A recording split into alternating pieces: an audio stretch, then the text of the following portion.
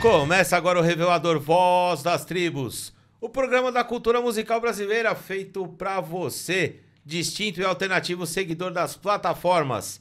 Eu sou o Reinaldo, apresentador deste universo underground, e hoje converso com ele, Léo Lousada, o Mago. E aí, tudo bom, Naldo? Como é que você tá? Tudo bem, cara? Tô ótimo, cara. É um prazer estar aqui. Obrigado pelo convite, viu? Seja muito bem-vindo. É um prazer místico tê-lo aqui hoje. Muito bom. Vamos falar de bastante coisa aí. Vou fazer uns links com a música também. Acho que o pessoal vai gostar bastante. Ó, que demais, pô. Boa. A gente vai falar aí da magia e de todos os seus adjacentes, é isso, né, Léo? Tem muita história Exatamente, aí, muita coisa. Exatamente. E a gente também preparou uma surpresa aí pra galera. Vai ter um tarô verdade. também aí que a gente vai trazer. Olha aí, pra isso falar aí, sobre um futuro aí. Mas falar bastante do que é magia. Falar, inclusive, a gente pode falar da relação da magia com a música. Tem muita coisa bacana que a gente pode falar hoje. Pô, que demais, então. É isso aí, ó. O programa hoje tá imperdível. Pô, esse cara aqui é o criador do maior canal do mundo sobre ocultismo e autoconhecimento. É o canal Conhecimentos da Humanidade. Ele tem mais de 540 mil seguidores. Além de outras coisas aí, de outras atribuições que ele tem dentro do misticismo. Então, e que nele comentou, teremos o segundo quadro Tarô, Jogo das Cartas, Revelações e Buchicho, então não sai daí. Bom, dito isso, e logo de cara, eu quero saber quando e como você criou esse canal aí, Léo. Boa. Ele nasceu em 2014, junto com o meu parceiro na época, que era o Bruno Lanaro, o meu amigo, né, que me chamou ali, me convidou para fazer o canal. Ele queria criar um canal que não existisse, que não existia ainda no YouTube na época, para falar sobre ocultismo, magia, religião, mitologia, esses temas, música, esses temas todos que a gente traz ali para dentro desse mesmo universo. Aí a gente oficialmente lançou o primeiro vídeo em 2015. E aí de lá pra cá o canal veio crescendo. A gente já, enfim, entrevistou muita gente boa no canal também. Já entrevistou o Rafael Bittencourt lá pra falar de música. Demais. Então isso sempre acabou permeando a gente lá também. O canal tá aí, como você falou, há 10 anos. O programa dele a gente é fã, que eu amplifico. Inclusive, já tivemos convidados aqui que participou do programa dele. É uma honra aí, até recebê-los aí. Poxa, Rafael, um dia você precisa sentar aqui, hein? A gente é fã do trabalho de vocês. Hein? Rafael é muito gente boa, cara. A gente fez um programa muito bacana com ele. E pra você ter uma ideia, a gente passou por entrevistas com pessoas como, por exemplo, o Marcelo Gleiser, aquele físico super famoso brasileiro, para falar um pouco de física quântica, do quanto que o pessoal confunde física quântica com espiritualidade. Então, assim, o canal teve mais 10 anos, vai fazer agora 10 anos de história na internet. Quer dizer, é de 2014, de lá pra cá, vocês não pararam... Nunca, cara. Sempre soltando ali 2-3 vídeos por semana. E agora, entrando numa nova fase no canal, tô tocando o canal sozinho agora, mas é um canal que a gente tem um monte de coisa que acontece ao mesmo tempo, são cursos, é escola de filosofia, é viagem para vários países do mundo que a gente leva a galera, então tem muita coisa que acontece lá. Não, a gente vai estar falando aqui, você tem muita história para contar, viu? Não, esse cara aqui é demais. E aí o canal ele foi criado com você, junto com o Bruno, né? Agora você tá assumindo ali a autoria do canal. Exato. Mas assim, por uns bons anos ali, vocês fizeram ali conteúdos sempre sobre magia ou algo que é correlato? Porque assim, eu imagino que para você fazer um conteúdo semanal durante tantos anos, magia é um assunto muito abrangente, ou como é que vocês determinavam, ou determinam até hoje ali, os conteúdos que vocês postam? Acho que normalmente quando as pessoas hoje pensam em magia, elas vão lembrar muito da cultura pop e vão lembrar de filmes como Harry Potter, como Senhor dos Anéis, coisas assim. Mas, na verdade, a magia, ela é uma construção de um pensamento humano que tem a ver muito mais com a filosofia. Então, quando a humanidade começa a tentar entender o mundo, a humanidade começa a tentar entender isso de algum jeito por um pensamento mágico. E vai ser assim que as mitologias vão nascer. Então, olha só, já tô dando um passo aí do que a gente fala no canal. A magia leva à mitologia. Então, a gente tem um monte de vídeo falando de mitologia porque as duas coisas estão ligadas. Quando a gente fala de rituais, quando a gente fala de religião, a gente está falando de magia. A religião, ela nasce com uma base do pensamento mágico. Então tem ali uma base filosófica para construir o pensamento mágico. A religião, ela acaba saindo daí. Então eu tenho mais um monte de coisa para falar de religião lá no canal. Aí a gente fala de música, que nem a gente está falando aqui agora. Olha que demais. O uso da música, inicialmente, ele foi um uso para magia. Então você tem os primeiros xamãs usando ritmos de tambor para poder colocar as pessoas em estados alterados de consciência. Você tem músicas ritualísticas, sacerdotisas que dançavam ou que usavam a música como uma forma de ambientar um ritual. Então a magia, ela tá permeada na cultura humana em muitas das atividades que a gente tem. E aí a gente, quando pega isso, a gente consegue destrinchar muitos assuntos diferentes no canal. Então a gente consegue falar de psicologia, mitologia, de música, de magia em si, de espiritualidade, de religiosidade. Então acaba que abre um leque muito grande de possibilidades pra gente conseguir falar, e a magia tá sempre ali como o fundo daquilo. Envolto ali, né? Que demais. O próprio tarô, né, que a gente já citou aqui na abertura, o tarô ele nasce como uma espécie de cartilha pedagógica para as pessoas aprenderem sobre virtudes. Com o tempo ele vira um jogo e depois ele vira um oráculo. Então imagina, a gente tem ali o tarô no século XIV, ali os primeiros indícios do tarô surgindo na Europa, principalmente no norte da Itália, e no século XVII só, ou seja, 300 anos depois, que o tarô vai virar uma ferramenta oracular. Ele nem era usado para isso, tinha outros usos, mas hoje a gente conhece, por exemplo, o tarô muito mais como aquela tiazinha que tira o tarô. Isso, vai jogar ler o tarô futuro, para ver o futuro, a minha sorte. Mas ele não nasce desse jeito. Não vou casar, não vou ficar casar, rico. Exato.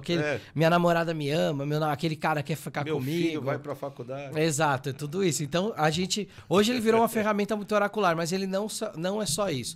Dentro do ocultismo, por exemplo, a gente usa o tarô, inclusive, como ferramenta de meditação. Pra gente meditar sobre os arcanos, porque cada arcano do tarô ele representa uma virtude humana. Então, meditar sobre um arcano é meditar sobre uma virtude que você tem. E aí isso pode te trazer uma vivência em cima daquilo, que vai te trazer algumas chaves, alguns insights para você viver aquela virtude de maneira mais plena. Então, por exemplo, isso é só um dos usos que o tarô tem.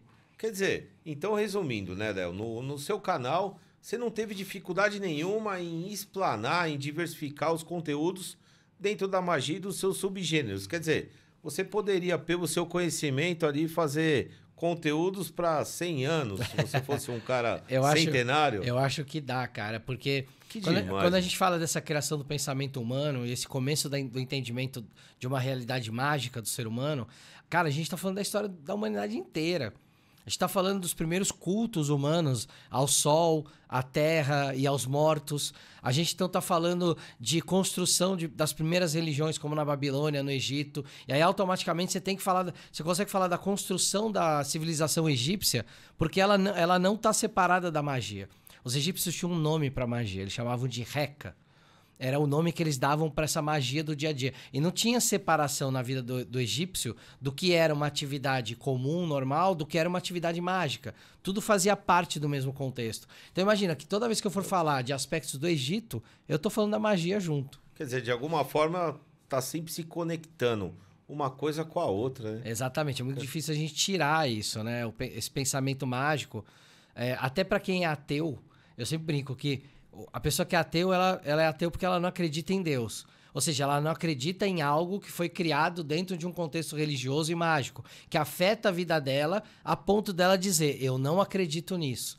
Ou seja, é tão importante o fato de existir um pensamento mágico e religioso ao ponto de alguém ter que declarar que nem acredita naquilo. O tão forte que o pensamento mágico ele faz parte da humanidade. Não, e assim, eu imagino que, mediante, né, esse seu canal que... É que nem eu comentei ali na abertura, né? O cara criou, o maior canal do mundo. Uhum. Você deve ter inspirado aí outros, né? Doutrinadores, magos, filosóficos, enfim. A também postarem esse conteúdo. De alguma forma você tem esse título, pô, sou o paizão da parada aqui.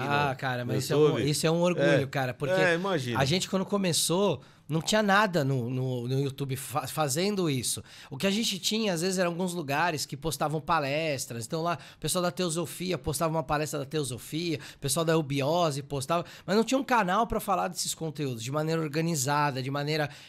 e trazer uma visão séria sobre a coisa. Porque hoje também tem um lado positivo e um lado negativo. O positivo é porque hoje eu vejo muita gente que tem os próprios canais no YouTube, os próprios conteúdos, e fala, cara, eu comecei aprendendo com vocês lá no Conhecimentos da Humanidade. Mas, ao mesmo tempo, a espiritualidade, ela abriu muito para as redes sociais. Então, hoje, muitos conteúdos que eu olho, eu falo, meu Deus, essa pessoa não tem noção do que ela tá falando. Sim, se aproveitou ali por uma onda, né? Exato. Sem ter um conhecimento tácito ou um conhecimento ali de estudo, né? Pra estar abordando. Cara, e aí, cara... Vem de tudo, né? E aí isso é meio perigoso, internet, cara. Eu tava... Esses dias eu participei de um congresso. Foi o primeiro congresso, o primeiro simpósio de emergências espirituais. Qual que era a ideia desse simpósio?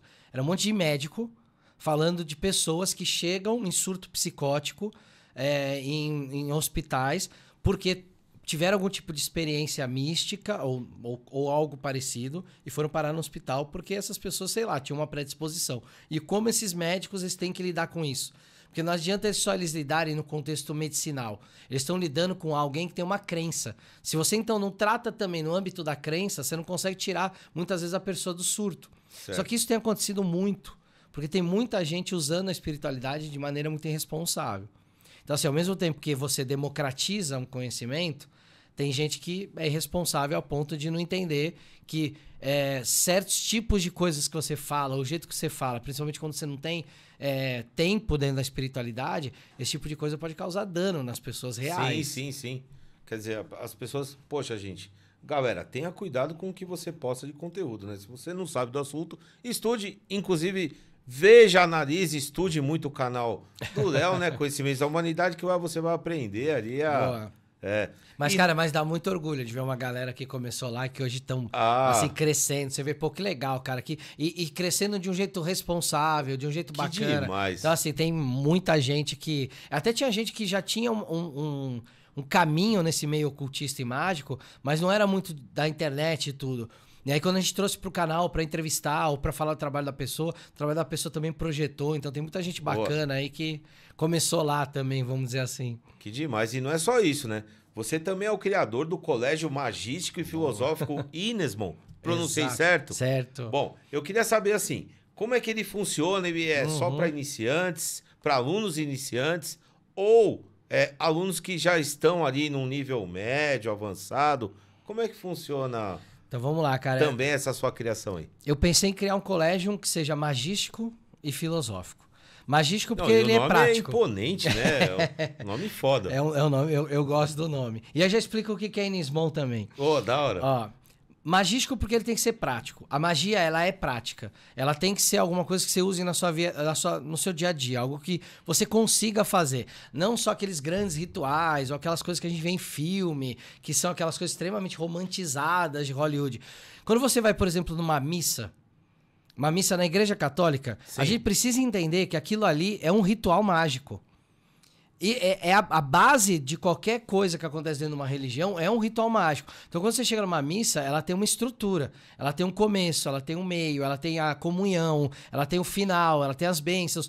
Tudo aquilo é a construção filosófica de um pensamento mágico. Então, a magia, ela é prática... Chega a ser um rito também? Porque Total, é uma comunhão, isso. Aquela hora A gente pode chamar de ritual. Certo. Porque, vamos lá, ó, essa pergunta que você fez é legal. O rito, ele é a ideia. Então, por exemplo, na igreja tem uma ideia do que é o casamento, não tem? Tem. Mas tem o ritual do casamento. Exatamente. Então, a missa, ela já é o ritual. Qual é o rito? É a transubstanciação da matéria. É a ideia de que Jesus morreu e que a carne ressuscitou. Então, quando você comunga ali com a carne e o sangue de Cristo, aquilo é um ato mágico. Aquilo é um rito sendo transformado em ritual. Então... tem que ser prático, porque quando a gente olha para a religião, a gente vê que a religião pratica muito isso. A magia, ela tá além da religião, ela é mais forte do que a religião, porque ela é a base da religião, mas ela também é a base de outras coisas. E ele é filosófico, porque dentro da magia você precisa refletir muito. Aí entra o tal do trabalho do autoconhecimento, que não é essas coisas que a gente vê aí na internet, de coach, uma coisa... O autoconhecimento também vem da magia, né? É muito mais profundo. A gente vai mexer com questões da tua parte inconsciente, questões internas, trazer símbolos. Às vezes a vivência de um ritual, ela traz símbolos muito fortes para fora. Então, você tem que ter a prática, mas você tem que também ter o arcabouço simbólico e filosófico para aguentar a prática. Senão, é o que eu falei, acontece o lance do cara ter um surto psicótico. Certo. Como a gente vê, por exemplo, hoje é muito comum, Naldo, ver a galera fazendo uso de ayahuasca à torto e à direito, que é uma medicina da floresta. E é um negócio, cara, que te coloca no estado alterado de consciência. Sim. Só que não tem, em geral, não tem uma anamnese. O que é anamnese? Uma entrevista para ver se a pessoa toma remédio, se a pessoa teve algum tipo de surto, alguma coisa. Segundo, a gente não tem um teste alergênico para a substância. Então, não sei se você vai tomar aquilo lá, você vai ter um choque anafilático. Quer dizer, não é garantido que vai te fazer o bem que prometem, né? Que você vai se conectar com a espiritualidade. Isso, de repente, normalmente você pode tomar e entrar pro mundo dark ali. Total. Sem volta. Tem uma bad trip, alguma coisa assim. É perigoso, Tanto né? é que isso era feito dentro... Né? Isso era feito, cara, dentro da comunidade indígena. Hoje isso extravasou. Então, assim, tem muita gente que precisa passar por muito preparo para conseguir ter esse tipo de vivência. Então, o colégio se preocupa com isso. Eu dei o nome de Inismon, cara. Inismon é uma ilha que existe na Inglaterra. Hoje ela chama Anglesey, mas era uma ilha que os druidas eram treinados. Ela foi destruída por Roma. Roma invadiu, destruiu, matou todo mundo lá. Porque os druidas eram muito perigosos para Roma. Eles eram tipo sacerdotes da religião dos celtas. Então, para quem gosta de celtas, de música celta, os caras eram sacerdotes e eles pregavam uma espécie de uma espiritualidade mais livre, mais mágica, principalmente com uma conexão maior com a natureza. Isso para Roma era muito perigoso, porque a religião de Roma era uma religião politeísta, mas ela não admitia muito essa liberdade religiosa. Aí os caras foram até lá e mataram todo mundo. Eu falei, pô, deixa eu fazer uma homenagem a esses caras que pregavam uma liberdade espiritual, uma liberdade mágica, e aí eu dei o nome para a escola baseado nisso também. Pô, que demais. Não, assim, você é formado em publicidade e pós-graduado em ciências da religião. Isso. Eu queria saber o que mudou desde a facu pra pós aí. O que mudou nesse... Cara, quando eu fui fazer a facu, eu tinha 17 anos, né? E era a publicidade estava muito na moda naquela época. Aí eu falei, cara, eu quero fazer publicidade, porque publicidade trabalha com imagens, com símbolos. Mas eu fui muito pra essa pegada. Eu queria trabalhar numa agência de publicidade. E, cara, no meio da faculdade, eu comecei... Que é muito legal, né? Pô, eu cheguei a fazer estágio em agência. Foi muito bacana. Só que, cara, no meio da faculdade, eu comecei a estudar um negócio chamado semiótica. Foi ali que virou, cara. A semiótica ela é a ciência que estuda os signos. Ou seja, símbolos, ícones, tudo isso que a gente chama de símbolo, ícone, tá tudo dentro da semiótica. Falei, cara, isso é incrível, esse negócio de símbolos e tudo. E eu tive um professor na faculdade, aí foi a grande virada. Ele era ex-monge hinduísta e ele largou o monastério hinduísta e foi ser professor na faculdade e dava aula de semiótica. E esse cara usava muito a religião para explicar a parte simbólica de como é que os símbolos afetam o mundo e como é que eles nos afetam, inclusive de maneira inconsciente que a gente nem percebe.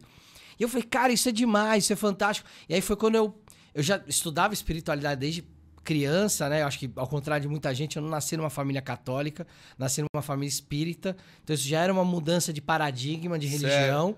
Talvez cara, um gatilho ali para você já se iniciar ali na... Exato. Diferentemente da religião católica, é uma coisa até estática. Eu sou católico, mas eu também acho que é uma coisa muito condicionada em vista do que é o espiritismo, né? Então acho que... Eu nasci... E a minha mãe chegou uma hora para mim, cara, né? E falou assim, vai lá e faz catecismo.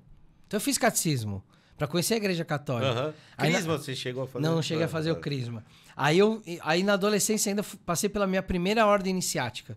Fui iniciado na Ordem de Molay, que é para jovens até 21 anos. Então, com 17, 18 anos, eu fui iniciado na ordem. Então, eu já tinha já tava nesse meio. Mas ali já era um lance de magia, já não era espiritismo. Já não era espiritismo. Você já tá em outra pegada. Outra pegada, já tô numa ordem oculta, uma ordem fechada. Certo. Quando chegou na faculdade. E seus pais souberam? De boa, cara, de boa. Sempre foram de boa. Apoiaram. Porque, como eu era menor de idade, então, você precisa dar autorização, né? Eles assinaram, então, eles vão na sua casa, o pessoal explica pra sua família o que é, eles assinam uma autorização. Então, foi de boa. E aí, na faculdade, aconteceu essa mudança de chave. Foi quando eu juntei tudo. Falei, cara, tudo que eu tô fazendo aqui na publicidade tem a ver com símbolos, com signos, com ícones, que tem a ver com semiótica, que tem a ver com tudo que eu tô estudando na minha vida inteira. E aí, cara, eu me apaixonei por esse negócio. E aí eu comecei a frequentar muitas ordens iniciáticas. Então, comecei a frequentar ordens como, por exemplo, a Rosa Cruz. que é uma ordem iniciática que a gente chama de discreta. Por que ela é discreta? Porque se você for lá, você vai encontrar o site dela, você vai ter acesso a certos materiais que são públicos. Então ela é discreta, ela não é secreta. Mas aí também comecei a ter acesso a ordens secretas. E aí, cara, aí foi, como eu brinco, foi uma jornada sem volta, né? Já vamos até aproveitar o gancho, né? Você já até comentou da Rosa Cruz. Você foi iniciado em algumas tradições, né? Tem a Cabala. Uhum. Cabala tá correto Tá. ou Cabalá? Cara, tanto aqui pro português, tanto faz. Certo. As duas estão certas. Tem o druidismo Também. e o hermetismo. Isso. Bom, você já fez deu ali um resumo da Rosa Cruz. E as outras ali? Do que trata especificamente cada uma? Então vamos lá. A Kabbalah ou Cabala, ela é uma tradição judaica que dentro do judaísmo ela é considerada por algumas vertentes como a parte mística do judaísmo e para outras vertentes ela é considerada uma ciência. Então tem estudantes de Kabbalah que consideram a Kabbalah uma ciência para conseguir entender as escrituras. Outros enxergam como a parte mística, ou seja, é algo que vai além da religião racional. É o que te coloca no estado místico, que é o estado de contato com o divino. Certo. Então a Kabbalah é uma forma de você compreender a estrutura da consciência humana e do universo para você se conectar com qualidades divinas. Então, por exemplo, a Kabbalah, uma coisa muito comum da gente ver na Kabbalah é uma representação didática dela que chama Árvore da Vida. E nessa Árvore da Vida você tem bolinhas lá, que é o que a gente chama de esferas. São as Sefirot. Cada Sefirot é o plural de Sefira, e Sefira vem de safira. Então é como se fosse uma joia. Essa joia ela representa uma qualidade de Deus. Então, por exemplo, tem uma qualidade de Deus que é o rigor. Aí você fala, caramba, o rigor é uma qualidade de Deus? É, porque senão tudo seria um caos.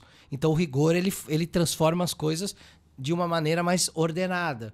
Aí você tem a misericórdia, a inteligência, a sabedoria, a vitória, a glória, a beleza, coisas associadas a qualidades divinas. Então a Kabbalah é como se fosse uma estrutura filosófica, mágica, isso juntando se torna algo místico para que você consiga perceber como é que o divino se manifesta na criação. Caramba, então isso é uma visão judaica e aí você existem algumas tradições que elas ensinam quem não é judeu, como por exemplo uma tradição que chama Hassidismo, que é de um Ravi ou um rabino que viveu há séculos atrás, chamado Baal Shem Tov. Esse cara ensinava para quem não era quem não era judeu. Como eu não sou de origem judaica, eu tive que aprender uma tradição de fora do judaísmo. De fora do judaísmo ortodoxo, mas certo. Não deixa de ser do judaísmo. Certo, então, engloba ali. Então. Exato. Então essa foi uma das tradições que eu fui iniciar. Uhum. Você citou o hermetismo. O hermetismo, cara, ele é uma filosofia que ele nasceu no século II depois de Cristo, na mesma época que nascia o neoplatonismo, que é a base filosófica do cristianismo, inclusive. Toda religião tem uma base filosófica. A do cristianismo é esse tal de neoplatonismo. Certo. Que são as ideias do Platão refeitas séculos depois, 6 séculos depois. E o gnosticismo também, que é o misticismo cristão. Então, o cristianismo, ele tem um lado místico também, que é o gnosticismo. Com certeza. Essas 3 coisas meio que nasceram na mesma época. O hermetismo, ele tem origem no Egito, mas ele foi aprendido pelos gregos. Os gregos iam para o Egito para estudar nas escolas de mistério e nas escolas filosóficas. Aristóteles, Pitágoras, Platão, esses caras, grandes, eles falam... filósofos aí da história, que a gente conhece, né? Nossa. Então, você sabia que Platão não era o nome dele? Não. Platão era o nome iniciático dele. Olha. Porque, olha que legal, ele tinha ombros muito largos. Como ele tinha as omoplatas muito largas, ele foi chamado de Platão. Platãozão. Pitágoras também não era o nome dele. Pitágoras vem de Pitágoras. Que a gente estuda na escola, olha aí. O Pitágoras, Ágora era um lugar na Grécia onde você ia falar, filosofar. E vem de Piton, que é a serpente que Apolo domina e traz o conhecimento para ele. Então Pitágoras é aquele que domina o conhecimento das ágoras, que era aquele que filosofava em público. Então esses caras tinham nomes iniciáticos que eles ganharam nessas escolas de mistério e aí eles levavam essa filosofia para a Grécia. O hermetismo é uma filosofia que nasce no Egito, então, mas a Grécia cria um compêndio chamado Corpus Hermético. Então não é uma escola iniciática, mas é a linha de filosofia que vai dar base para muito do que a gente chama do ocultismo ocidental. Por exemplo, a Golden Dawn, que é uma super ordem que ficou super conhecida, principalmente no século XIX, que tem um cara super conhecido, que é o Aleister Crowley, que pra quem manja de Iron Maiden, pra quem manja de Ozzy Osbourne, já ouviu falar do Mr. Crowley. Não, inclusive, até na divulgação, né, da sua vinda aqui, eu coloquei uma banda que chama The Guard of the Light, que é uma banda aí muito mística. Ele tem uma música específica do Aleister Crowley, né? É uma coisa incrível. Assim, ele é colocado como um bruxo meio maléfico, né? Até pela história. Mas é muito interessante, como você falou, como isso linka com a música e com o movimento alternativo. Total. Mas eu quero pegar um ponto que você falou que a religião, ela tem o seu misticismo, né? Tem. Então eu queria colocar o seguinte, eu sou muito fã, né? Embora eu nunca consegui ler, eu nunca tive esse livro, sou louco para ter. Eu acho que é um dos livros mais interessantes da Bíblia, né? Uma coisa que eu acho bem interessante, né, que você comentou, que é a parte que o catolicismo tem o seu lado místico, né? Total. E assim, eu cheguei a ler alguns evangelhos, né? Inteiros, inclusive, de Mateus, né? Tentei Gênesis, não consegui ler inteiro, de Êxodos e tal. Mas um livro que eu não tive a oportunidade de ler inteiro e que eu adoraria ter na mão é o livro de Enoque. Legal. Que é a mistura dos anjos com os humanos, os Néfilins, né, cara? Então, esse misticismo que você comenta tem a ver com os livros tradicionais ou mais pelos livros apócrifos aí? Legal, isso é bacana. Olha só, a gente tem ficou muito famoso por causa daquele filme do Anjos do Dan Brown, aquele livro, né? Sim. Que fala da Maria Madalena, de Jesus, e lá fala dos livros apócrifos e tudo. Eu conheci através da música, por causa das bandas. Das bandas, né? Mas eu acho que o filme ele acabou popularizando muito essa ideia. E uma coisa que ficou ali foi esse gostinho de, eu quero entender o que aconteceu. O filme fala de um concílio que aconteceu em 325 depois de Cristo. O que é um concílio? Uma reunião de bispos da igreja. Certo. Ali eles definiram quais eram os livros que ficariam na Bíblia e quais não ficariam. Qual que era a ideia desse concílio? Até então, Jesus era considerado uma espécie de um profeta, um enviado de Deus. Esse concílio falou, não, nós vamos mudar essa história. A partir de agora, Jesus é Deus. Então, nesse concílio 325, a galera tomou a decisão de que Jesus agora seria Deus encarnado, como se Deus tivesse vindo à Terra em forma de carne. Tanto é que teve uma votação para quem ia escolher um lado ou outro. A galera que falou, não, isso aí é um absurdo, Jesus não é Deus, alguns foram ameaçados, teve até um bispo que foi morto. Quando acabou o concílio, eles falaram, não, então agora Jesus, ele é Deus, então nós só vamos colocar os livros na Bíblia que reforçam essa ideia. Então, os livros que não tinham o reforço dessa ideia, eles acabam saindo da Bíblia. E aí são esses livros apócrifos. Só que todos os livros bíblicos, eles são místicos. Se a gente pegar principalmente o Velho Testamento, a gente tem 5 livros no Velho Testamento, que eles são os livros que formam o Pentateuco judaico. Então, dentro do judaísmo, você tem uma compreensão de que cada um daqueles livros tem 4 níveis de interpretação. O primeiro nível é o literal. Então, é realmente acreditar que Noé construiu uma arca de madeira. O segundo nível é o metafórico. É entender o que é uma arca de madeira. Vou dar um exemplo. Onde é que se guarda as tábuas dos 10 mandamentos? Não é na Arca da Aliança? Então, entende que arca, para os judeus, era um lugar onde eu guardava um conhecimento? Sim. Então, a arca de Noé não era um barco. Ela era uma arca onde conhecimentos foram guardados. Quer dizer, é mais um simbologismo do que propriamente um fato, né? Exato. Entendi. O terceiro ponto... Entendi. E algumas coisas na Bíblia são fato mesmo. Certo. Localização de cidades, algumas batalhas que aconteceram. Realmente, ela mistura fatos, só que a maior parte dela é mística. Então, você tem o segundo nível, que é esse figurativo, metafórico. O terceiro nível já é o nível de aprofundamento no entendimento da escritura. Então, de entender o porquê que aquilo foi escrito, qual é a origem daquilo e a simbologia mais profunda por trás daquilo. E o último nível, que os judeus cabalistas chamam de Sod, é o nível do que está por trás pelo lado místico. É muito legal porque essas 4, eles dão nomes para as 4 palavras, né? Então, o primeiro é Pshat e o último é Sod. Essas 4 formam uma palavra que é Pardes. Pardes, em hebraico, é paraíso. Então, basicamente a ideia é que se você domina os 4 níveis, você volta pro paraíso. A história de voltar pro Éden. Então você precisa analisar o sentido místico. Livros como o livro de Enoque é extremamente figurativo, metafórico e místico. Místico. Então não é que os anjos desceram de verdade aqui, E transaram com as humanas, e tiveram os Néfilins. Nossa, Aquilo é uma forma de você dizer que qualidades divinas se apresentaram aos humanos e que alguns desses humanos tiveram, em rituais específicos, em datas específicas, filhos que poderiam representar aquelas características. Como se eles tivessem sido tocados pelo divino, porque o dia que os pais transaram era um dia mágico de um ritual muito importante. Sim. E os rituais tinham naquela época, eles tinham muita ligação com o momento que o ano estava passando e com as estações do ano que você estava vivendo.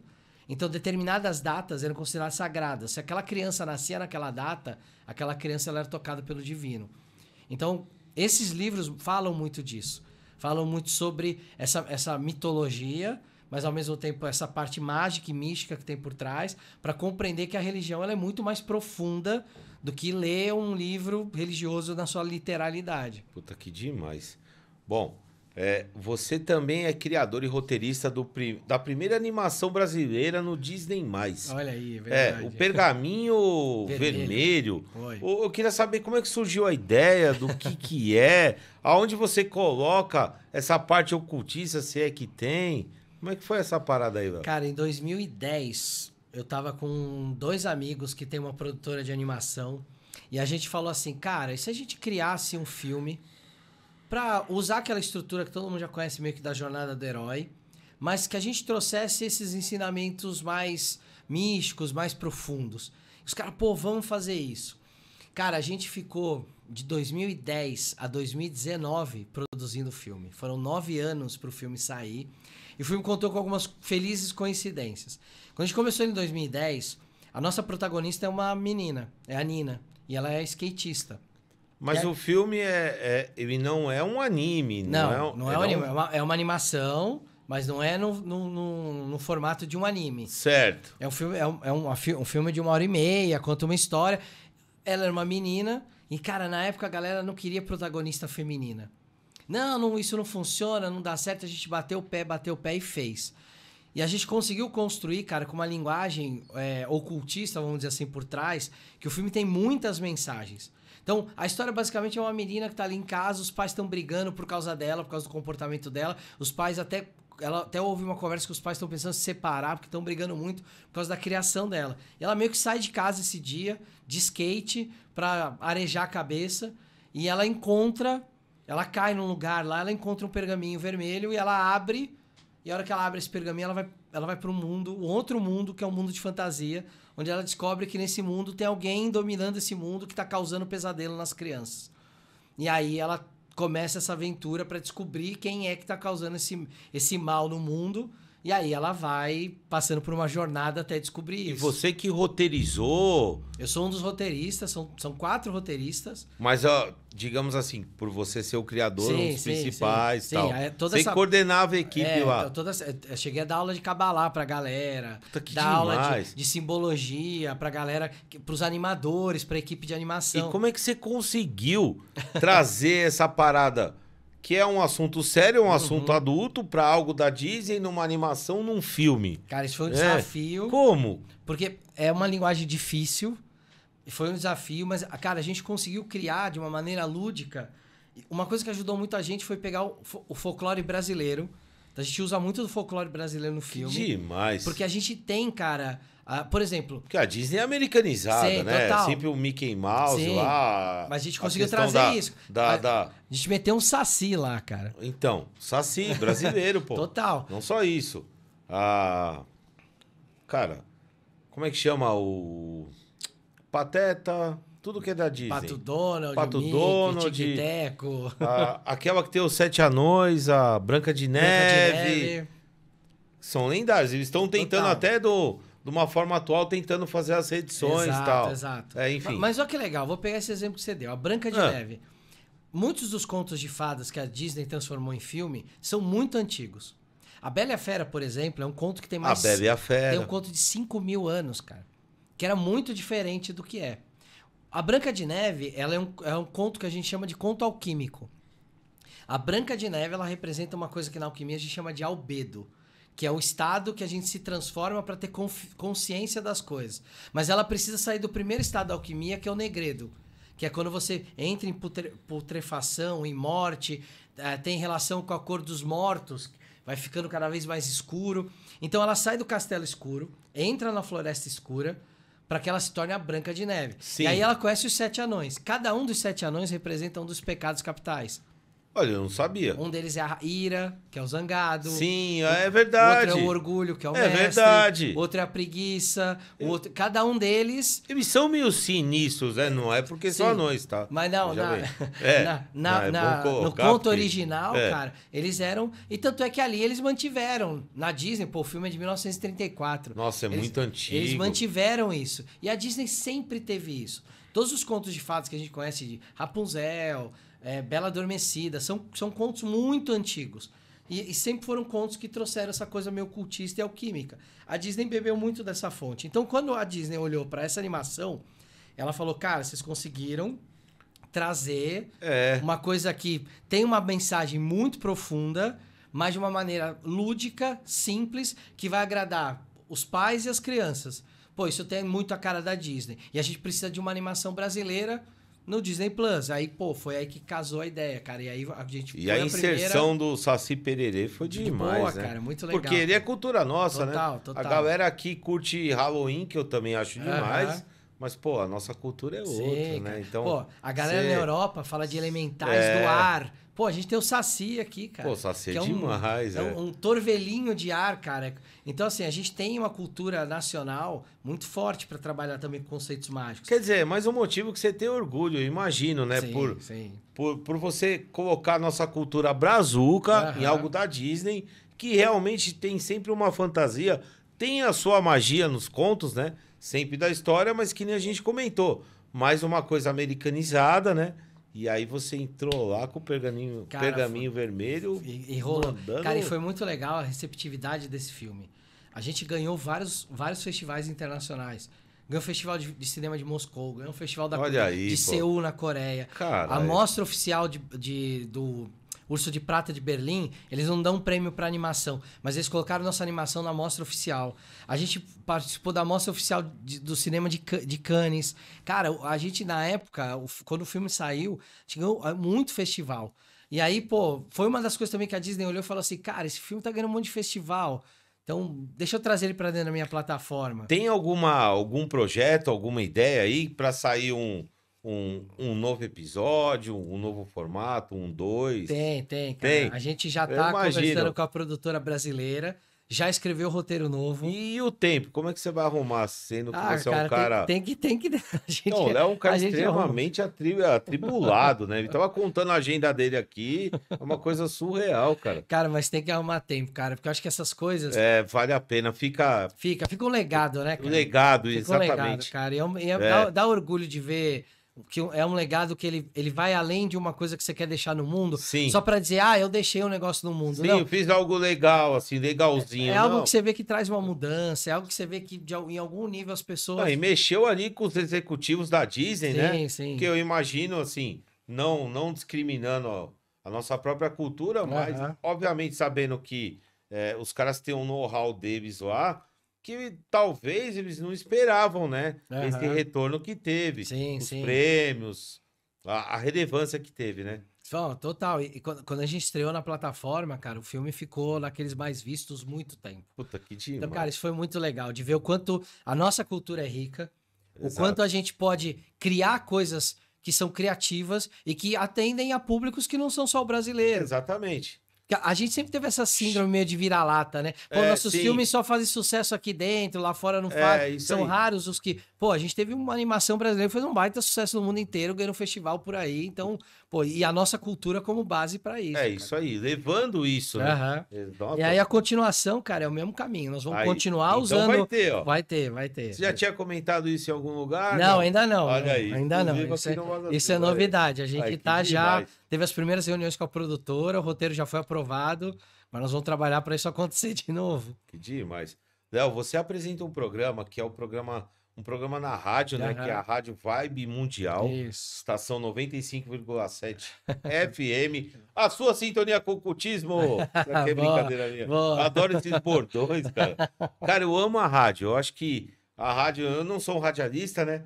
Hoje a gente tem a oportunidade aqui de fazer um projeto, apresentar um programa. Mas como a rádio é demais. E você tem lá... toda sexta-feira, né? Isso, 6h30. 6h30. Isso. É britânico ali. Sexta-feira, 6h30. Cara, eu queria saber como é que funciona, o que que você posta, assistir alguns episódios lá. Também é transmitido pelo YouTube, né? Também. Como é que você boba, orquestra e faz essa rádio acontecer aí, a Vibe Mundial? Cara, eu precisava fazer um programa lá sozinho.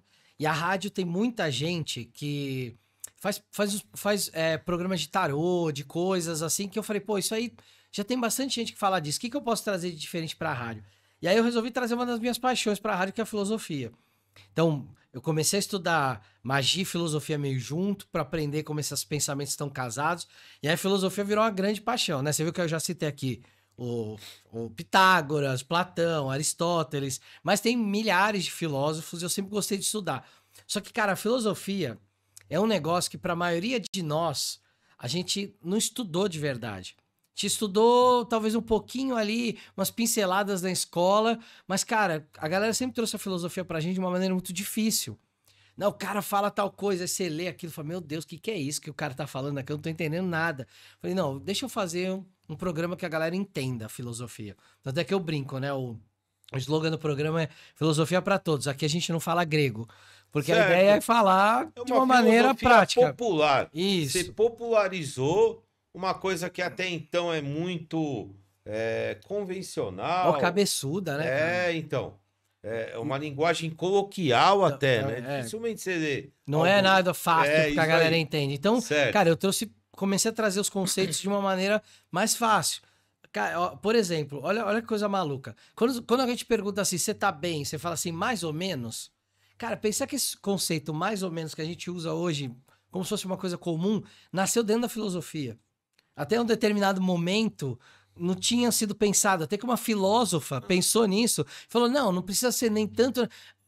Nem mais, nem menos, né? E é muito legal você contar a história. Um equilíbrio. Um equilíbrio. É muito legal você contar a história. Mas é meio rude, né? Você quer que a pessoa fale, não, estou ótimo, ou estou uma merda, né? Pra quem gosta, né, de ver a depreciação humana. Mas você pensar que até coleguinha. Até a construção da criação desse conceito, mais ou menos, vem da filosofia. Então, quanto da filosofia não está na nossa vida, a gente não percebe. Então, eu gosto de trazer essas coisas para trazer isso para uma aplicação prática do dia a dia. Fala, cara, você já pensou na sociedade que a gente tem hoje, do showbiz, como é que ela funciona? Por que ela é desse jeito? Porque a gente critica, pô, é demais, não sei o quê. Mas por que ela é desse jeito? Aí você começa, pela filosofia, a trazer as explicações. E a galera fala, eu entendi. Por isso que tem esse tipo de comportamento. Por isso que a gente tem a nossa atenção chamada para esse tipo de coisa. Então, acabou virando um programa, cara, que... Ele é um programa de 25 minutos ali toda sexta, que eu falo 25 minutos sobre filosofia de uma maneira que eu quero trazer de uma forma prática para todo mundo. Que legal, que legal. E a receptividade disso é boa? Galera manda... Na rádio é diferente, né? Uma pergunta ali. Eu assisti o programa no YouTube, né? O programa da rádio e tal. Você abre espaço ali, isso eu não vi. Pra galera mandar um e-mail, mandar uma mensagem, não ao vivo, perguntas e tal. Não ao vivo. Tá. Porque 25 minutos também é um tempo curto pelo material, pelo conteúdo que você tem ali pra passar, né? Mas o que eu faço, cara, depois que o vídeo é publicado, eu vou dar uma lida nos comentários, que às vezes a galera fala, pô, você poderia falar de tal assunto, então. Você pega a sugestão. Aí eu pego a sugestão e falo, olha, tal ouvinte me deu tal sugestão, eu achei muito legal esse tema, então deixa eu trazer esse tema aqui pra vocês. E aí eu discorro sobre o tema. Puta, que legal, que legal, que legal. Bom, aproveitando aí, ciência, religião, filosofia e natureza. Tá, são 4 pontos. Eu queria saber, aonde a magia está em cada uma delas aí, para uma definição sua? Então vamos lá. Na ciência, a magia... Elas se conectam? Primeiramente, tudo isso está conectado. A magia em cada uma delas? Existe. A ciência, ela nasce da magia. Porque a magia, ela não é só... diferente da religião, que trabalha com a questão da fé. Então eu acredito, eu tenho fé, eu acredito. A magia, ela tem um pé em cada coisa. Ela tem um lado de que ela tem uma crença em um mundo espiritual invisível, mas ela também, ela tem um pé no método. Quando você tem um ritual, você percebe que o ritual é sempre igual. Por quê? Porque aquele método foi criado. Ah, funcionou, deu certo, trouxe o resultado que eu quero, então eu vou replicar o método. Então a ciência, ela nasce daí. Ela vem do meio mágico, e aí ela se torna um caminho independente. Então quando você pega com o iluminismo, com o racionalismo, com o método cartesiano, a ciência ela acaba indo, mas a magia continua usando esses métodos. Então isso nunca saiu da magia. A natureza, eu diria que a magia ela é uma volta a uma conexão com a natureza que a gente foi perdendo com o tempo. Então entender que a magia ela não fala de leis sobrenaturais, mas ela fala justamente da compreensão das leis naturais e como é que a gente age enquanto vontade sobre as leis naturais. O que mais você falou? Você falou ciência? Bom, deixa eu voltar aqui. Vamos lá. Ciência, religião, filosofia e natureza. Então vamos lá. São 4 pontos, né? A religião, ela é magia pura. Ela só é a magia num sistema mais dogmático e organizado. E bom, falamos natureza, ciência, religião, filosofia. Isso aí. Bom, a filosofia, ela... porque são, até então, parece que são temas tão diferentes, mas não são. São totalmente ligados. Eu queria saber se de alguma forma estão conectados aí. Total. Tem muitos cientistas que eram ocultistas e filósofos. Olha aí. Para deixar a galera bem... O Isaac Newton, que é o pai da física clássica, ele era ocultista. E ele também era um cientista e também era um naturalista, ou seja, ele também olhava para a natureza para entender os fenômenos da natureza e trazer isso para dentro da ciência. E ele era um cultista. Como é que a gente sabe disso? Porque depois que ele morreu, um monte de textos dele foram encontrados e a gente descobriu que ele era um alquimista, ele praticava alquimia dentro da casa dele. Então esse cara tinha toda uma vida ocultista que ele extravasava isso para o meio acadêmico. Vou dar um exemplo. A história de que ele estava sentado embaixo de uma árvore e caiu uma maçã na cabeça dele. E aí veio a ideia da lei da gravidade. Sim. A maçã dentro do ocultismo, ela é um símbolo muito forte, porque ela é um símbolo de conhecimento. Ela tem toda uma história ligada a um conhecimento. Tanto é que, na Branca de Neve, ela morde uma maçã envenenada e ela entra no sono profundo, que é o sono iniciático, para ser despertada. A maçã, ela está muito ligada no ocultismo a uma busca por um conhecimento. Quando ele usa a maçã, ele nem estava no lugar que tinha uma macieira. Ele trouxe essa ideia porque ele estava observando coisas caindo e ele começou a perceber que alguma coisa puxava essas coisas para baixo. Foi daí que ele começou com a ideia da gravidade. Mas não foi como a maçã caiu. Ele usou a maçã para dar uma provocada na igreja, vamos dizer assim. Exatamente, que é a história de Adão e Eva ali. Exato, que seria um fruto proibido. O fruto proibido. E com o tempo, mordeu a maçã. Exato, com o tempo a maçã se torna a representação desse fruto, por mais que esse fruto não esteja descrito nos livros originais, mas aí ele traz a maçã como uma forma de dar uma provocada na religião. Entendi. Mesmo sendo religioso, hein? Que demais. Então essas coisas elas estão conectadas. É muito difícil. A gente pega outros filósofos, poetas. O poeta tinha William Blake, um baita poeta ocultista que vai inspirar obras do Crowley, inspirar obras do Bruce Dickinson. Então a gente tem... isso vai estar sempre permeando de alguma forma a arte, a ciência, a filosofia e também a percepção da natureza. A magia vai estar sempre ali. Você me permitiria recitar 2 poemas de William Blake aqui? Por favor. Então vamos lá. O homem que nunca muda de opinião é como água estagnada, engendra répteis na mente. Olha aí. E quando as portas da percepção forem limpas, as coisas se mostrarão tal como são, infinitas. Boa. William Blake é demais. Eu já li livros dele, assim. Ele é um cara que estava à frente do tempo. Um visionário apocalíptico, né? Não sei. Cara, ele era um ocultista, né? Então total, ele tinha uma cabeça muito aberta para as coisas. Ó, esse primeiro poema que você recitou... Mandei bem, errei. Mandou bem. Mano. Eu tô tentando agradar o Léo aqui, que é muito conhecimento, né? Então quando a gente conhece alguma coisa, a gente coloca também, né? Pra gente não ficar por baixo aqui na conversa com ele, que tá alto nível, né? Mas olha que legal. Que legal. Esses répteis petrificados na mente. Isso diz muito. Isso é dentro do ocultismo, a gente tem a serpente como símbolo do conhecimento. Sim. Tanto é que na mitologia judaica cristã é ela que entrega o fruto do conhecimento para Adão e Eva. Então, assim, a serpente que busca subir a árvore é a serpente que aspira o divino. Ela sai da materialidade para buscar o divino. A serpente que se petrifica ou se enrola em si mesma é o conhecimento limitador. Então, quando o William Blake fala isso, ele fala, não se limite. Não faça com que seus conhecimentos fiquem como répteis petrificados. Estagnados, né? Parados. Você... É uma coisa que você pensou hoje, ela tem que ser para sempre. Exato. Nossa, demais, é a demais. mudança e a expansão de consciência. Demais. Uma coisa que você comentou que é muito interessante, né? Aonde a magia se conecta, né? Uhum. Então, agora trazendo aqui pro lado da música, né? Legal. Já que a música é usada em rituais e rituais são usados na música, Também. eu queria saber se você conhece alguma banda que usa escancaradamente aí a magia, a bruxaria. O que você tem para falar já desse lado, que é o nosso nicho aqui, que é musical? Tem muitas, mas tem algumas que valem a pena. Vou citar algumas internacionais e algumas nacionais também. Aqui no Brasil a gente tem o Raul Seixas, cara, que talvez seja o maior expoente que a gente tenha, porque ele era um telemita, ele vem da Telema, que é uma tradição fundada pelo Aleister Crowley. Quer dizer, ele era um bruxo de verdade, ele era de verdade. Então, quando o Paulo Coelho conta aquelas histórias, no Diário de um Mago e tudo, aquilo tudo aconteceu de verdade. Eles foram iniciados por... o primeiro cara, que a gente considera que traz a Telema pro Brasil, é um cara chamado Marcelo Mota. Esse cara vai ter um discípulo, que é o Euclides da Cunha, e tanto o Paulo Coelho quanto o Raul Seixas, eles vão ter contato com esses caras, principalmente com o Euclides. E o Paulo Coelho vai escrever várias letras telemitas que vão acabar virando músicas do Paulo Coelho, ou do Raul Seixas. Sim, então, sim. Aí a gente já tem dois caras que quando você vê ali... Tem coisa ali, né? Eu costumo falar assim, muito, quando né? eu acho que tem alguma bruxaria, eu falo, tem coisa aí. Não, tem coisa ali que é ipsis literis. É. Então, por exemplo, você tem a música Gita. A Gita fala totalmente do Bhagavad Gita, que é um livro místico do hinduísmo. Olha aí. Tem partes da música que são copiadas direto, não copiadas, né? São usadas direto, como referências diretas.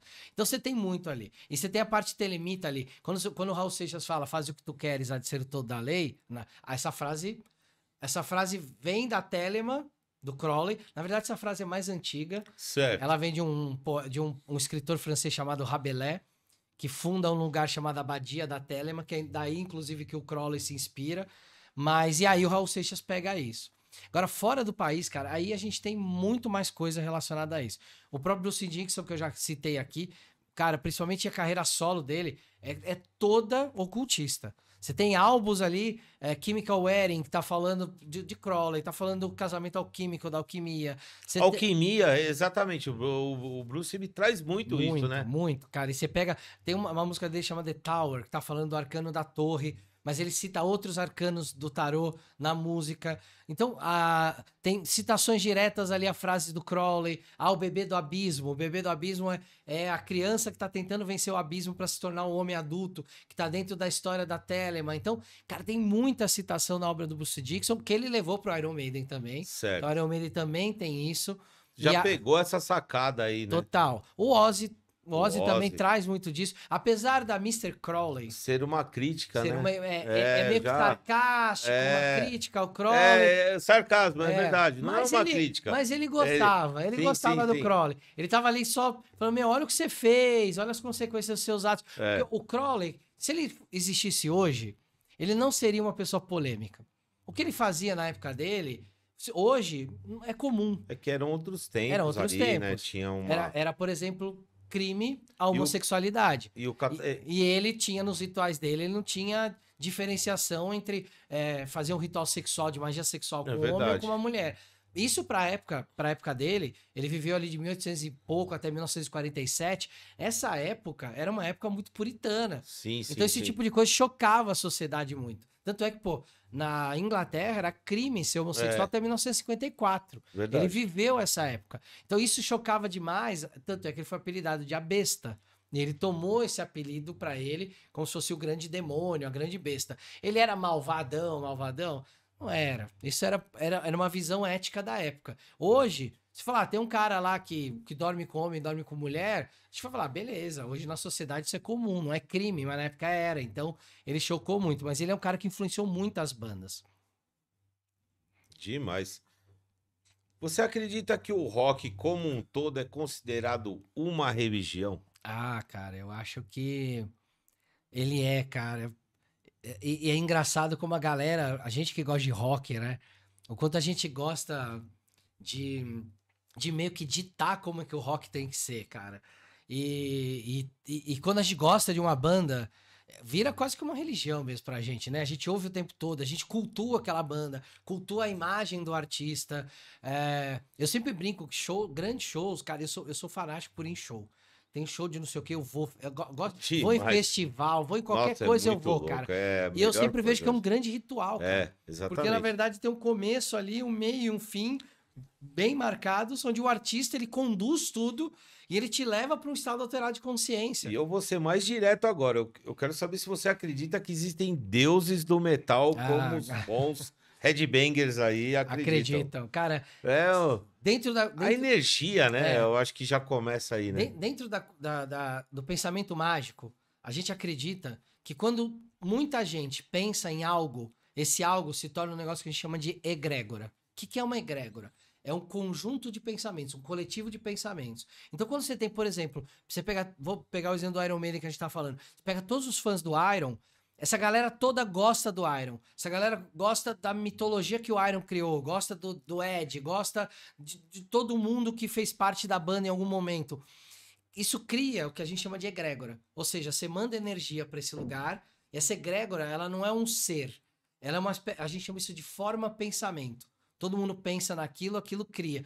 E, cara, dependendo da força que dessa forma-pensamento tem, ela pode ganhar consciência. E aí ela vira o que a gente chama de deidade, de divindade, ou até um deus. Então, quando a gente pega, por exemplo, o rock como um todo, talvez, tanto tempo a gente falando dele, mandando energia para essa egrégora, talvez ele já tenha uma consciência e talvez já seja... já exista uma divindade que possa ser trabalhada com isso. Caramba, a gente aqui acredita que existem deuses do metal como uma forma, eu acho que simbólica, né? Mas é o que você falou. Hoje você deu a explicação técnica aqui. Então, galera, vai na do Léo que os deuses estão aí apoiando a gente. Boa. Bom, você fez e faz muitas viagens aí pelo mundo, né? Faço. Inclusive, quando eu entrei em contato, você estava nos Estados Unidos, estava fazendo alguma coisa ali. Bom, você faz essas viagens aí em nome do seu lado de ocultismo, trabalho, ou pelo turismo, ou faz o útil ao agradável? E que lugares que você já foi aí, que você conheceu no mundo aí, Léo? Cara, quando a gente montou o canal lá atrás, um dos sonhos que a gente tinha era visitar os lugares que a gente tanto fala no canal. Então, se eu falo de pirâmide do Egito, pô, por que não visitar as pirâmides e filmar lá e fazer isso? E aí chegou no momento que o canal já tava com um tamanho grande, tava na época com 300 mil seguidores no YouTube, hoje tá com quase 600 mil, mas tava, tipo, há uns anos atrás, 300, a gente falou, pô, a gente já tem tamanho pra ver se dá pra experimentar uma viagem. Aí surgiu uma oportunidade da gente ir pra Índia. Então a gente falou isso pros fãs do canal, galera, quem tá afim de ir pra Índia? Vamos montar um grupo e vamos pra Índia? Vocês convocaram a galera que acompanhava o canal ali? Aí a galera foi... Vamos com a gente. Aí juntamos uma galera, fomos pra Índia. Aí lá na Índia, todo lugar que a gente ia, a gente dava aula sobre os lugares.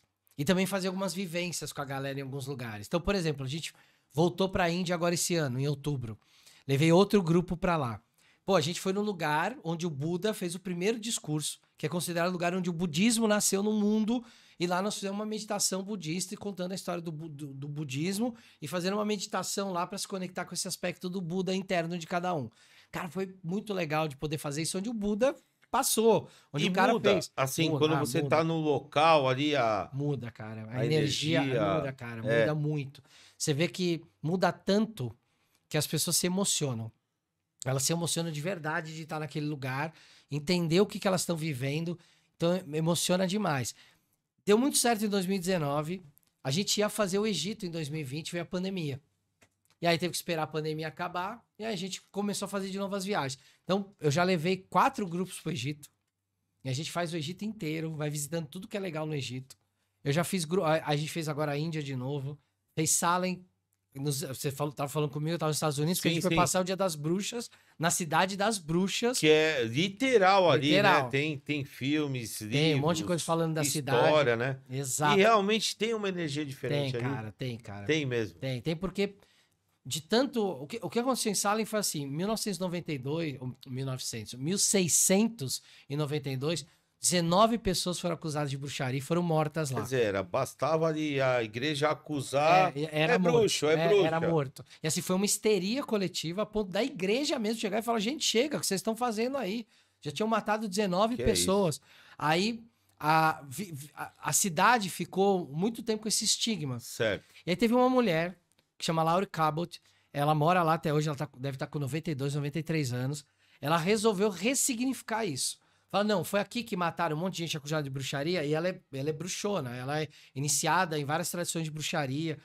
Ela falou, não, eu vou transformar isso aqui num festival em homenagem às vítimas que morreram aqui por causa dessa histeria.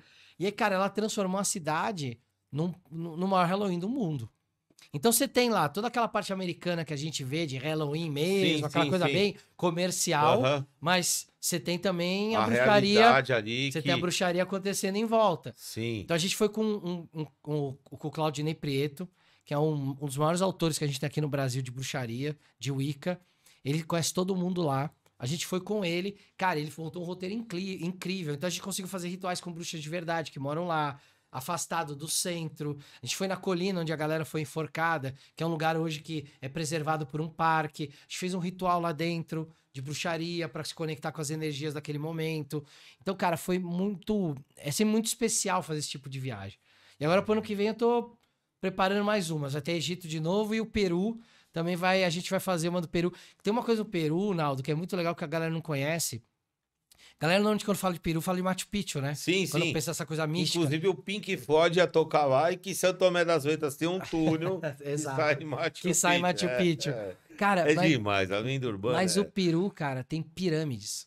Pirâmides de verdade, que eles chamam de huacas. Certo. Então a gente vai fazer uma viagem para fazer tudo que a galera quer fazer de Machu Picchu, mas vai levar a galera para as pirâmides também. Então, trazer um outro lado místico que até então ele não é evidenciado. Não é tão ali, falado, né? Caramba. Então vai ser legal, cara. Eu tô muito ansioso para essa, cara, porque eu acho que a gente vai pegar uma área que não é tão turístico, não vão muitos turistas para lá, mas que a gente vai ver coisas que quase ninguém vê. Caramba, que demais. Isso é bacana. Léo, eu quero te fazer uma pergunta que é assim, pelo conhecimento que você detém aí, né? Você é um cara que estuda, é um estudioso, né? São duas perguntas, na verdade, né?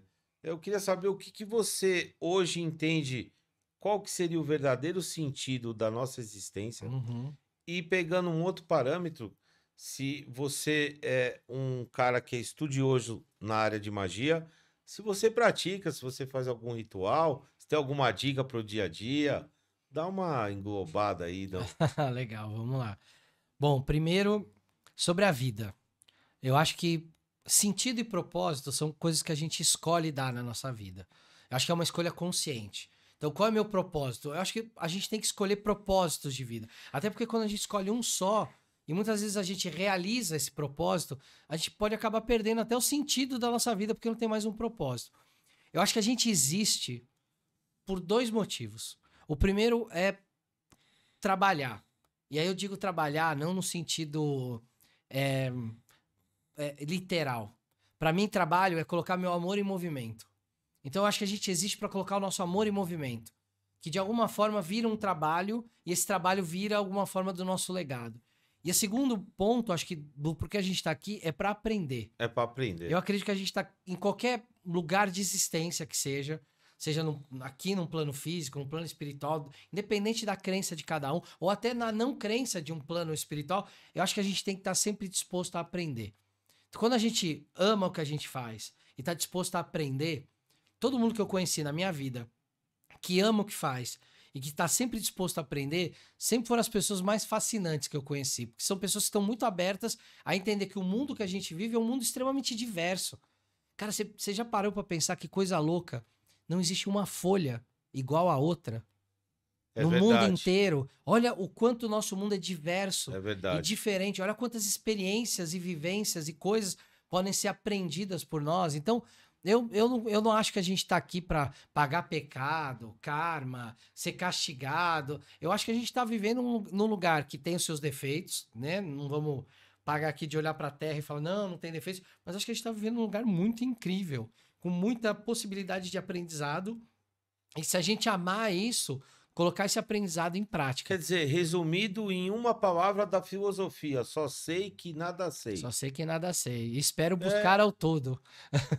Espero buscar tudo e o todo o tempo demais. todo. E a outra curiosidade. Parte prática, né? Da prática. Então, sim, bastante, cara. Quando você me perguntou do E não colégio... estamos falando aqui de voodoo. Não. É bom. Uma prática... O que eu faço muito de prática? Uma prática simples que eu faço. Todo dia que eu acordo, eu vou lá e tiro uma carta do tarô. Que aquela carta me traz uma visão de como vai ser meu dia. Então, hoje, por exemplo, eu tirei o Imperador. É uma carta muito legal, que fala de conquistar novas coisas, de estar preparado para dominar o seu reino. Tem toda uma virtude ali de ser um imperador, que é alguém que já tem um domínio sobre alguma coisa, mas está sempre pronto para ação. O imperador, no tarô, ele está sentado no trono, mas ele está de armadura.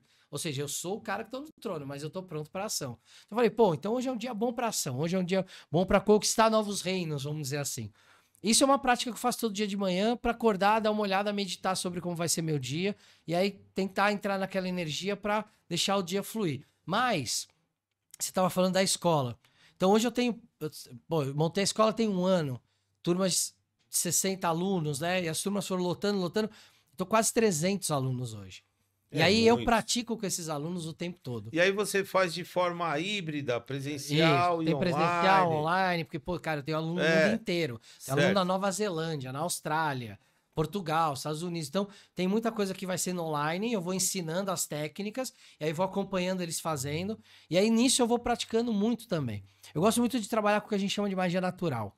Usar penas, pedras, folhas, velas, coisas simples que a gente acha na natureza, para transformar isso em pequenos ritos mágicos para conseguir alguma coisa que eu queira. Então, por exemplo, eu quero acelerar, eu tô lá num processo que tem um projeto para ser aprovado, quero acelerar isso. Quero colocar uma energia ali de ação, de aceleração, alguma coisa que bote combustível na parada. Sei lá, eu posso pegar uma pimenta para fazer isso. Crio ali uma estrutura mágica, coloco a pimenta como centro, e aí uso um sortilégio, que é uma vocalização da minha intenção. E aí peço que essa pimenta agilize o meu processo. Isso a gente chama, essas magias bem simplesinhas, a gente chama de magia simpática, que são magias mais simples. Daí que vem o nome simpatia, que são simpatias que a gente faz em casa. O nome simpatia vem das magias simpáticas. Quer dizer, isso aí seria uma dica aí pra galera leiga fazer no dia a dia. Por exemplo. Dicas de magia para o seu dia a dia. Então, por exemplo, fazer simpatia simples já são magia. Eu quero negociar alguma coisa com alguém, mas a pessoa tá meio irredutível. Quero adoçar a pessoa, quero fazer com que a pessoa fique mais doce comigo. Põe o nome dela no mel. Exatamente. Inclusive, a galera tem muito isso, né? Tanto que tem, até hoje, eu acho que você encontra colado num poste, traga o seu amor em 7 dias e tal. Então, acho que a galera se interessa muito por isso. Muito, cara, muito. Então, por exemplo, esse seria um rito, simples, digamos assim, do bem, sem causar mal nenhum. Mal a ninguém. Mas pra você tentar ali, de alguma forma. Exato. Bem simples. Agora, claro que existem rituais muito mais complexos. Sim, claro. Então, por exemplo, quando eu tô numa ordem iniciática, que eu já tenho um certo grau dentro dessa ordem iniciática, que eu vou dar uma iniciação, ou seja, eu vou iniciar alguém naquela ordem, aí a gente tá falando de um ritual muito maior. A gente tá falando ali de... a pessoa ela tem que passar, principalmente numa iniciação, ela tem que entender que ela está passando por um processo de uma morte da vida velha, ou seja, largar a pele velha para trás, aquilo que não serve mais, para crescer. Tal. É a ideia da serpente. Certo. A serpente ela não larga a pele velha para ela poder crescer. Sim. O escorpião ele não tem que quebrar a casca velha para crescer. Então a ideia de uma iniciação é criar um ritual. É um casulo. É a mesma coisa. Quebra o casulo para poder voar. Aquela coisa linda, brilhante. Exato. Então a gente tem. É horrível. A lagarta também não é muito bonitinha. Isso aí, né? já começa aí. Mas aí ela passa por uma transformação, deixa o que é velho para trás. Isso tem muito a ver com o sentido da nossa própria existência. Com certeza. Olha como que é o que você falou, né? Olha, uma coisa que de repente você falou da natureza ali, que eu perguntei. Você vê que tudo se conecta, né? De algum jeito e... Cara, a vida é movimento. Então... Uma coisa que eu não tinha pensado. A vida é movimento, cara. Quando a gente para, a gente morre. Parar é morrer. Certo. E tem gente que já morreu em vida. Porque parou, porque estagnou. Porque a cabeça ainda está há 50 anos atrás. Essas pessoas estão mortas e não perceberam. A vida é movimento. Não só a vida como um todo do planeta, mas a nossa vida é movimento. Então, quando a gente passa por um processo iniciático, ou quando a gente começa um relacionamento novo, quando a gente começa um podcast novo, cara, a gente está movimentando a nossa vida. A gente está vivo. A gente está botando no mundo o que a gente é de alguma forma. Então, desde um ritual simples...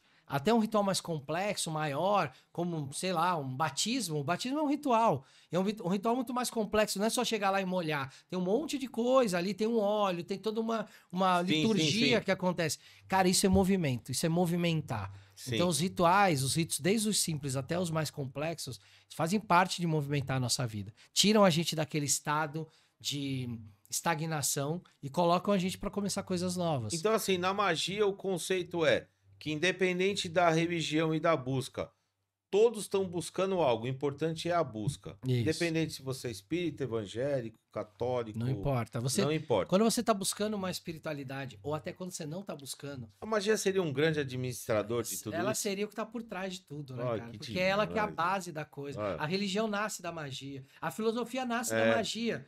Porque da magia nasce a mitologia e a religião, a filosofia grega nasce da mitologia grega. A galera, os primeiros filósofos, eles começam... Tales de Mileto, que é o primeiro filósofo, ele olha e fala assim, não, peraí, esse mundo natural ele tem que ter outra explicação que não é só explicação mágica. Então, da tentativa até de romper com o pensamento mágico, nasce a filosofia. Quando a gente olha para o pensamento mágico, a gente vê que a maioria das coisas que a gente tem hoje nasceram de lá. A magia é uma grande base de tudo quando a gente entender que a magia não é efeitos especiais, que a magia é uma base filosófica para as coisas. Para tudo, de um modo geral, e independente de qual doutrina religiosa você esteja. Demais. Para um religioso, para um católico, se ele olhar para a missa como algo mágico, ele vai entender o que é a magia. E eu quero voltar agora aqui pro lado do tarô, né? Que nem a gente anunciou. O Léo é um tarólogo incrível. Inclusive, eu assisti a sua participação ali no Varanda Gourmet, que é um programa que eu adoro. Legal. O Léo, ele acertou todas as previsões, todas as cartas, todas as profecias e tal. Você já deu uma explicação, né? Inclusive, eu ia te pedir aqui, mas como você já comentou, de como funciona, qual que é a doutrina. Bom, eu quero saber o seguinte, se você joga aqui para nós algumas cartas de situações que estão acontecendo aí no programa. Boa. Então é isso aí, ó. Tá combinado. Tá, então tá feito. O Léo vai jogar aqui. A gente vai para um rápido intervalo e na volta aqui, jogo das cartas com o Léo Lousada. Tamo junto, até já. Estamos de volta! Agora com a hora da verdade aqui com o Léo Lousada no jogo das cartas A Revelação. Bom, é o seguinte, Léo, já tá tudo pronto aí, já deixou tudo no esquema. Bom, eu vou te pedir para jogar as cartas e eu quero que você fale minuciosamente tudo que sair, seja para bem ou seja para mal. São situações que estão rolando aqui no programa, né? Eventos, convidados, enfim, beleza? Beleza. Pode mandar baba? Bom, mas antes é o seguinte, antes eu quero dar um recado, né? Eu quero falar com você que é organizador de batalhas de rap. Traga os seus campeões. No outro post, a gente comentou que a gente vai fazer um evento entre batalhas. Vai ser aqui no Estúdio Impulse, tá? Então é o seguinte, a gente já determinou, vão ser 8 batalhas. A galera que já mandou mensagem, valeu, obrigado. Olha só, a gente vai fazer essa seleção. Então, manda mensagem aqui ou manda no direct. Outro detalhe, vai ter premiações aí em dinheiro para os 3 primeiros colocados, tá? Então é o Voz das Tribos, Unidos pelo Rap, campeonato entre batalhas.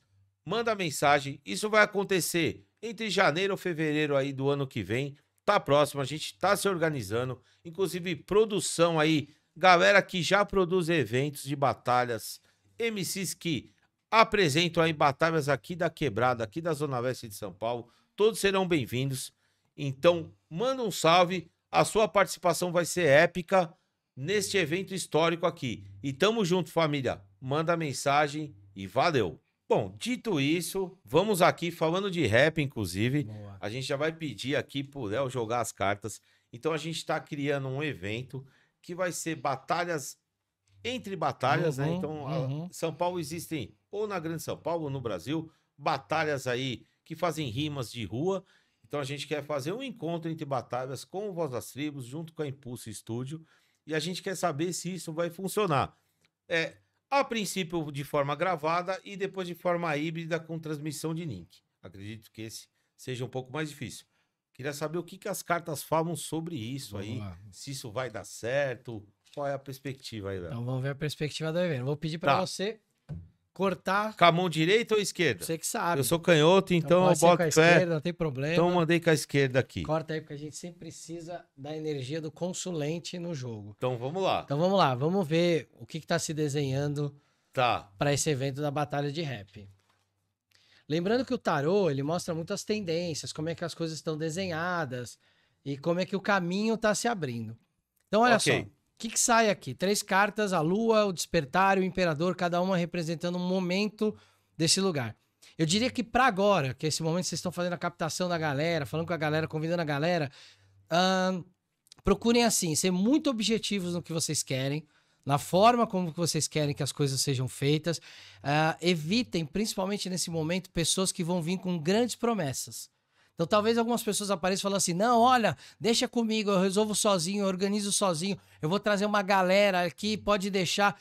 Cara, é hora de ter muito pé no chão. Vocês estão no momento, assim, do início da coisa, é o pé no chão pro evento rolar. Se alguém vier com uma coisa que parece muito melhor do que é, sabe aquelas promessas que parecem muito boas? Sim. Pode até rolar de aparecer alguém com isso, mas pé no chão. Tá. É um momento que muitas coisas ilusórias podem acontecer. Então toma um pouco de cuidado com algumas ilusões que podem acontecer. Sobre o evento em si, me parece que ele vai ter um sucesso. Não me parece que ele vai ser assim, um evento ainda muito grande, mas ele vai cumprir o objetivo dele e ele vai mais ou menos surgir como algo que vai dar para vocês a capacidade de entender como funciona. E aí a partir daí, o próximo de ser um baita do evento. Então, esse evento agora, ele ainda está num caráter quase que experimental, mas uma experiência que tende a dar certo. Então, assim, tem um caminho se abrindo para que isso aconteça. E aí, no futuro, eu vejo se tornando um evento que, se ele for bem feito mesmo, ele pode se tornar até uma referência no meio. De ser um evento que se torna uma grande referência, porque saiu um imperador, que é uma carta de alguém que entendeu, dominou a coisa e está pronto para ampliar a coisa. Então, o que eu diria de resumo? Toma cuidado agora, nesse momento de organizar, pode aparecerem promessas aí muito grandes, pé no chão. Se vocês tiverem bem o pé no chão, conseguirem determinar bem o tamanho que o evento vai ter, o evento vai atender as expectativas de vocês de forma direta. Certo. E fazendo isso, cara, tem tudo para se tornar um evento que dentro dessa cena, dentro desse cenário, se torne uma referência. Então esse é o caminho natural que o evento está seguindo. Não, faz todo sentido com tudo que tá rolando. Ó, perfeito. Inclusive da mesma forma, né? Só que de uma forma diferente, a gente quer fazer um evento com bandas, né? Que é algo mais complexo, né? Bandas aí da cena underground, né?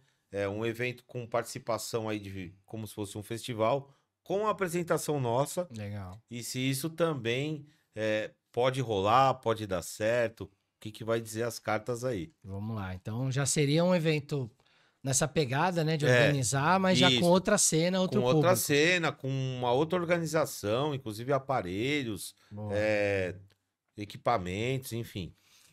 Então vamos lá, eu vou tirar. Até pra galera que não conhece muito, esse tarô que eu tô usando é um tarô que é do Conhecimentos da Humanidade.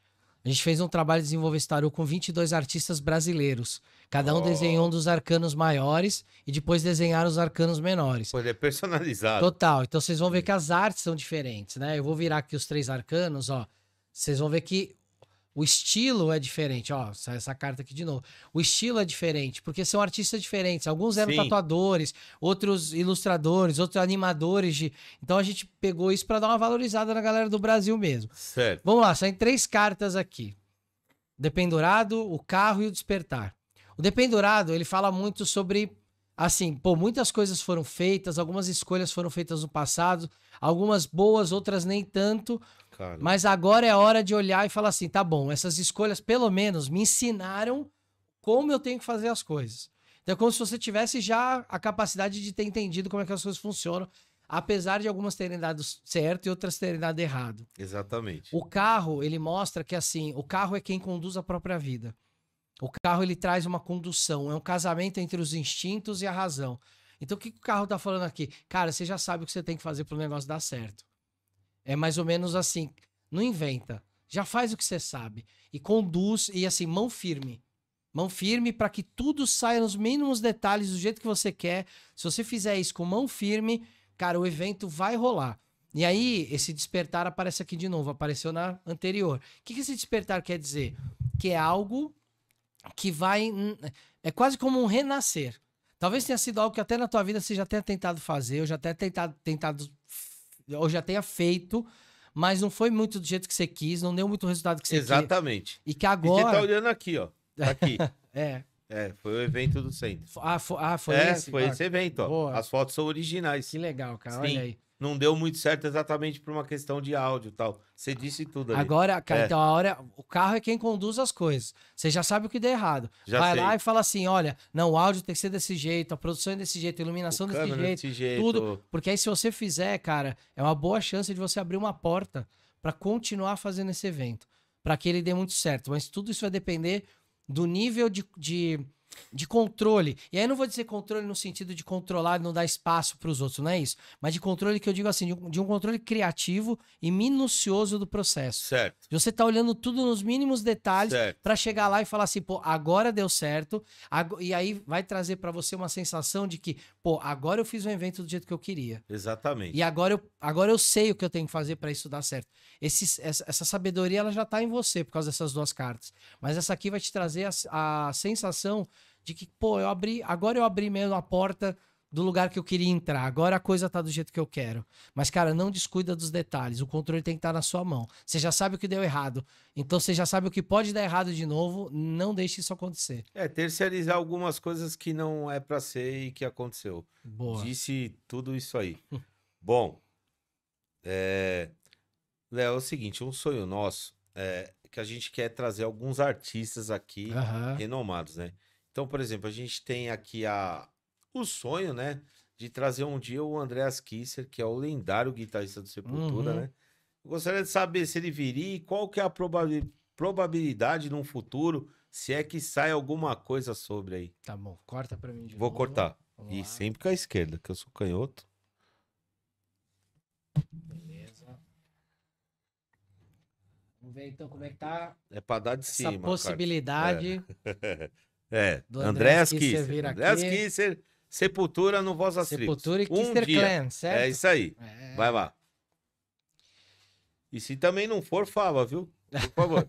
A gente quer a verdade. Olha, cara, nesse momento, pra vida que ele tem, pra carreira que ele tem, vir aqui seria uma escolha dispendiosa pra ele. Tá. Então, tipo, é o tipo de coisa que, putz, vai me dar trabalho, vai me tirar da minha rotina, eu tenho que ir até lá, eu tenho que gravar. Isso é como as coisas estão hoje. Mas eu vejo aqui que existe um período que tem a ver com a relação dele com o programa, então vou falar principalmente do programa olhar pra si, pra forma como tá fazendo as coisas, pras pessoas que estão vindo, e que pode ser que em algum tempo, eu diria no médio prazo, tem uma grande chance dele vir aqui. Então, assim, hoje pra ele seria uma escolha difícil. Não seria hoje. Por causa de tempo, de rotina. Eu vejo que, assim, me parece que ele tá com uma rotina muito atribulada. Ele tá fazendo muita coisa. E pra ele vir aqui, ele teria que abrir mão de algumas coisas que ele já se responsabilizou. Certo. Não vejo, da parte dele, uma coisa do tipo assim, não vou naquele lugar. Não tem muito esse lado. Mas é uma coisa que talvez ele ainda tenha que amadurecer a ideia. Mas o sol é a carta do sucesso.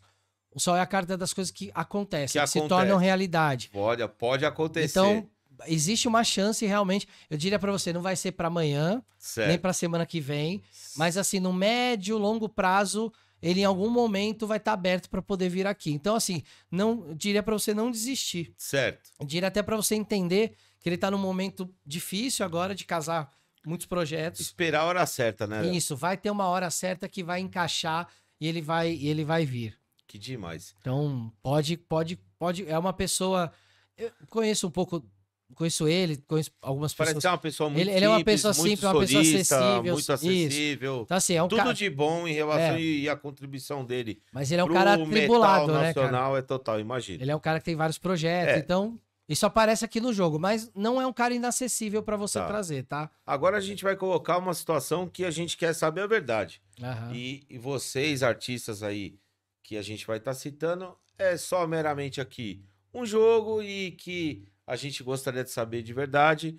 Então, agora a gente quer saber por que que alguns artistas não toparam vir ou ainda no Voz das Tribos, tá? Então a gente quer colocar a primeira banda, que é uma banda aqui da região, que é o Genocídio, que é um cara que eu tenho contato, que é o Murilo, e depois o Perna, que inclusive veio lá as postagens. Valeu, tamo junto.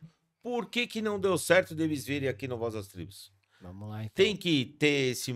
Ou precisa explicar mais alguma coisa? Não, Porque não querem?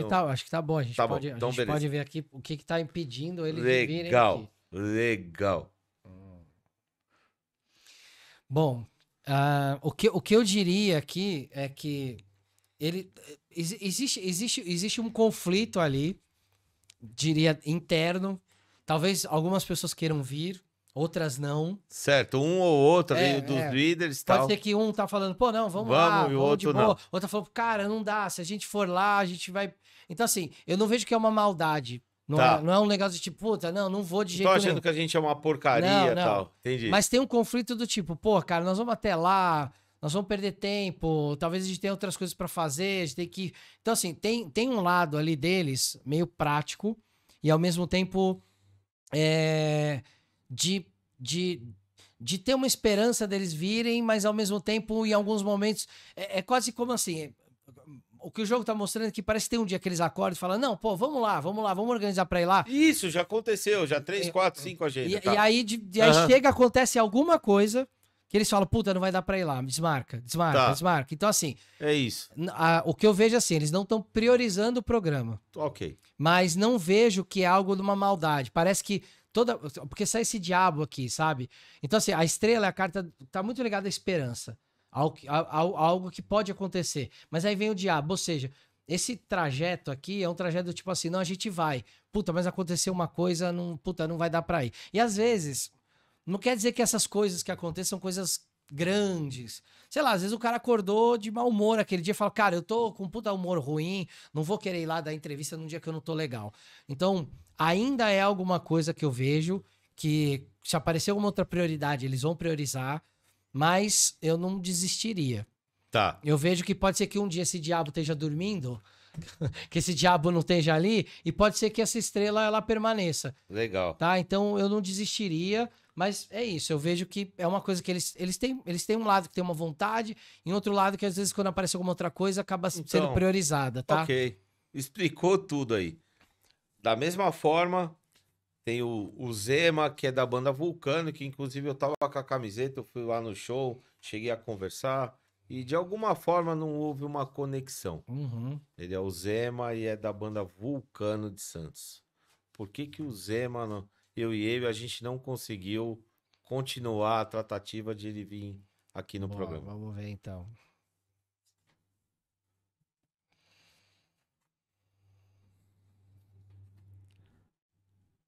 Essa carta tá sendo bastante pra você, né? Despertar. E é interessante isso, cara, que quando a gente tá tirando tarô pra alguém, em geral, tem uma carta que ela parece que ela vem. O despertar é uma carta que fala quase Mas que... é só ela, né? Porque ela as outras estão meio que mudando. Sim, sim. Mas o despertar é uma carta que fala muito de renascimento. E não só no renascimento no sentido de, pô, tô começando um negócio novo. Mas é quase como assim, eu tô percebendo o que é que eu tenho que fazer, eu tô começando a sacar qual que é a minha responsabilidade, minha história nisso tudo. Isso, até da forma de chegar nesses artistas, convidar, tal. Cara, eu diria, assim, nesse caso, que é uma questão muito prática. Ele não tá vindo... primeiro apareceu o dependurado, que é a questão de escolhas. Talvez tenham escolhas pessoais dele que não é de querer falar em podcast ou não querer, às vezes, se expor nesse tipo de mídia. Me parece ter uma escolha pessoal dele com relação a isso. Mas tem uma questão muito prática também. Talvez para ele se deslocar, por exemplo, você falou que ele é de Santos. Exatamente. Se deslocar de Santos para São Paulo, vir de Santos até a Zona Leste, por exemplo. Para ele é o tipo de coisa que é muito gasto de energia para dar uma entrevista. Certo. Entendeu? Certo. Mas tem esse despertar. Ou seja, eu diria que hoje é um cara que você não contaria para estar aqui sendo entrevistado. Certo. Porque justamente por causa de uma questão pessoal dele, que pode estar ligada, e aí aqui eu tô supondo, tá? Eu tô vendo que é uma questão pessoal dele, eu tô supondo que pode estar ligado com o fato dele não querer dar entrevista, porque talvez uma vez ele tenha dado, não gostou, alguma coisa assim. Tem a questão prática, de vir de Santos para cá, é custo, é deslocamento, é tempo, por mais que Santos é do lado, né? A gente sabe que o trânsito de São Paulo não ajuda. Então, é um tempão que o cara vai ter ali para se deslocar. Então, eu diria que hoje ele não é uma possibilidade, é algo que está desenhado como os outros estavam um pouco mais desenhados. Certo. Mas, talvez com o tempo, com a dimensão que o programa aqui possa ter, com a forma como ele possa ser enxergado por essas pessoas, pode ser que ele mude de ideia. Ok. Tá? Não é uma garantia, mas é um caminho que o programa já tá tomando, já tá levando, que pode ser que em algum momento ele olhe e fale assim, tá bom, vai, parece que o Naldo é um cara bacana, parece que a entrevista é legal, eu vou estar em São Paulo, talvez ele olhe e fale, você tá casando com a minha vida prática e tá casando com desejo, talvez a coisa aconteça, mas hoje... Tá legal. Eu não colocaria muita energia nisso. Então, por exemplo, se você falar assim pra mim, vai ter um show da Vulcano aqui em São Paulo, eu só vou no show pra falar com os caras. Foi o que aconteceu. Então, talvez não valha a pena nesse momento fazer isso. Mas eu fui e foi o que aconteceu. Agora, prevendo que já foi. Já não é. Talvez espere um tempo. Vai trocando ideia com o cara de vez em quando. Tá certo. Quando ele tiver ali uma possibilidade, talvez ele se convença que vale a pena. Okay. Mas não é onde você tem que gastar nem dinheiro, nem energia agora, entendeu? Agora é o seguinte, agora é a mais intrigante. Boa. Tá, é a Mayara Puertas do Turtle Squad. Bom, pra quem sabe aqui, eu convidei ela pessoalmente, ela sabe disso, já fui nos eventos dela. A maioria, muitos artistas vêm aqui e falam dela, acaba dando o link. Eu não sei, assim, eu gostaria de saber por que a Mayara não veio e também não continuou a tratativa de vir aqui no Voz das Tribos, sendo que a gente deu toda a moral e todo o ímpeto, toda a vontade dela estar aqui. Boa, vamos ver então. Agora a gente vai saber nas cartas, viu, Mayara? Tem um lado sentimental? Não sei, eu acho que não. Bom, o Léo vai falar. Vamos lá. Cara, isso aqui é ao vivo, tá? Opa, olha aí. Interessante. Não, vamos lá. Sai a alta sacerdotisa. A Mayara é uma pessoa espiritualizada. A Mayara é uma pessoa que, né, tem um caminho nisso também. Então, essa alta sacerdotisa fala muito dela. Talvez a Mayara, ela tenha uma questão de... E ela segue você, viu? Eu sei. A Mayara já assistia até show dela lá no Rock in Rio, cara. Ela botou uma Kali lá no palco. Foi incrível. Eu sou muito fã dela. Ó, sai 3 cartas aqui. A alta sacerdotisa, que é de uma pessoa espiritualizada, que sabe o que é da vida, que sabe o propósito que ela tem. Tem o mundo, que é uma carta de realização, e o eremita, que é uma carta de retração. O que eu diria, então? Eu diria que a Mayara, provavelmente, ela tá numa fase de ter que escolher o que ela tem que fazer. Então ela tá no momento que ela tá refletindo muito sobre onde ela quer estar, o que ela quer estar fazendo, onde ela vai colocar a energia dela, onde a parte prática dela agora é uma parte que tem que ser colocada... É mais ou menos assim, ela tá trabalhando em algumas coisas que ela entende que ela tem que se fechar um pouco para fazer aquelas coisas acontecerem. Então eu diria que ela tá numa fase mais voltada para realização de um propósito pessoal. Ela tá com alguma coisa na cabeça dela ou ali na vida, que ela tá mirando uma coisa com muito afinco e que isso tá fazendo ela se fechar um pouco com relação a esse tipo de coisa. Ir em podcast, dar entrevista, falar, mas... Ou até quando ela vai, isso tá muito ligado a alguma ideia, algum objetivo de vida que ela tá buscando nesse momento. Então eu diria que, nesse momento, vir aqui não é o que tá alinhado ao objetivo que ela tá buscando. Então talvez... Deixa eu até tirar mais uma carta. Tira. Então, talvez, em algum momento, ela se sinta tentada a vir. Mas não vejo nesse momento, porque é como... O que eu posso dar de exemplo? Alguma coisa tipo assim, ela tá mirando ir pro Japão. Vou dar um exemplo. E para ir pro Japão, ela precisa comprar ien, ela precisa conversar com a embaixada para ver o visto pro Japão. Então, tudo isso é como se ela tivesse uma estradinha desenhada de um caminho, que se ela pisar fora desse caminho agora, ela vai se desviar desse propósito que ela tá olhando. Então, para ela, já tem um caminho trilhado para o que ela quer para esse momento. Então, eu diria que talvez não seja mesmo o momento para ela estar aqui, mas que existe uma possibilidade, depois que ela alcançar alguns objetivos, dela olhar e falar assim, agora que eu já conquistei, já cheguei aqui, pode ser que eu possa ir lá. Então eu Entendi. tô olhando muito ela fechada num objetivo, focada, e que isso, por enquanto, e que talvez ainda para ela vir aqui é alguma coisa que pode ser um desvio de atenção. Tirar energia, tempo, alguma coisa assim, de uma forma bem prática. Bom, Léo, é o seguinte, a última cartada aí, eu gostaria de saber como a gente está sendo visto pelo nosso público, se é que a gente tem, mas e pelos artistas também, a gente sabe que a gente tem sim, nesse meio musical, no meio do rap.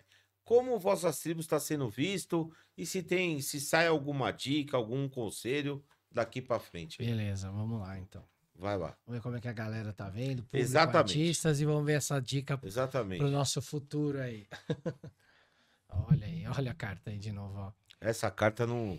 Ela só não saiu na da Maiara. Hein? Não, tá vendo? Já Tá vendo como já mudou tudo? já mudou tudo. Ó, pro público é algo extremamente necessário. O teu público, quem te acompanha, gosta muito do trabalho. Acha um trabalho muito técnico, muito bem feito. Pô, obrigado, um trabalho gente. muito bem executado. Então a galera curte mesmo o que você tá fazendo, o tipo de espaço que você tá abrindo. A galera gosta mesmo.